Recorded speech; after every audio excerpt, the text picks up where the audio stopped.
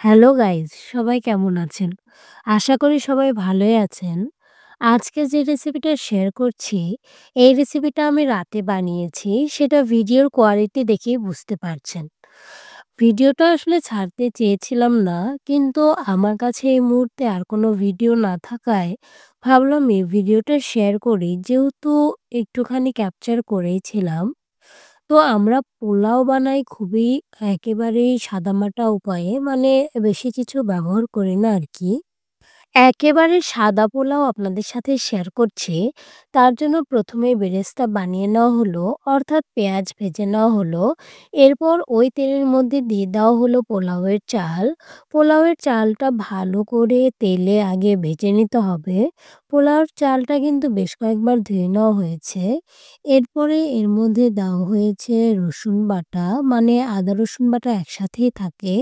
এরপরে দেওয়া হয়েছে তেজপাতা এবং দেওয়া হয়েছে আরও কয়েকটা আ মসলা, মানে সাদা এলাচ, কালো এলাচ আর দারচিনি। সবগুলোর সাথে ভালো করে চালটা বেশ কিছুক্ষণ ভেজে নিতে হবে আরকি। যখন চালে একটু লাল, লাল দাগ আসতে শুরু করবে, তখন বুঝতে হবে চাল ভাজা হয়ে গেছে। এর মধ্যে পানি দিতে হবে। পানিটা নির্দিষ্ট মাপ আমি বলছি না। মানে মোটামুটি আ চালের ওপর থেকে প্রায় আ ৩ কাপের একটু বেশি দেওয়া হয়েছে। এখানে ১ কেজির মতো চাল আছে আরকি। ৩ গ্লাসের মতো পানি ব্যবহার করা হয়েছে। যদিও ফুল গ্লাস না আরকি। তো সবগুলো ভালো করে মিক্সড করে এটা ঢাকা দিয়ে দিতে হবে। এটা হতে খুব বেশি সময় লাগে না। মানে পোলাও হতে খুব বেশি সময় এর প্রয়োজন হয় না। খুব দ্রুতই হয়ে যায়। এখন তো অবশ্য ট্রেন্ড রাইস কুকারে এটা রান্না করা হয়। তবে কড়াইয়ে রান্না করলে এটার স্বাদ একটু অন্যরকম হয়। এর মধ্যে দিয়ে দেওয়া হলো লবণ।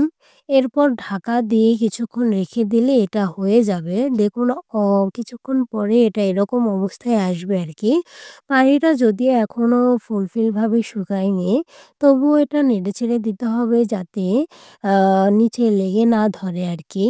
পোলাওয়ের পানি আরেকটু যখন শুকিয়ে যাবে, এই অবস্থায় যখন আসবে, তখন আর কিন্তু জাল দেওয়া যাবে না।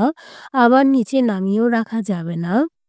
তখন ভালো করে আগে নেড়েচেড়ে দিতে হবে যে নিচে যেন লেগে না ধরে আরকি। নেড়েচেড়ে দিয়ে এরপরে এটাকে দমে রাখতে হবে। আমরা কিন্তু খুবই সিম্পল উপায়ে বানাই। আপনারা এর মধ্যে কাজু, কিশমিশ ব্যবহার করতে পারেন, বাদাম ব্যবহার করতে পারেন।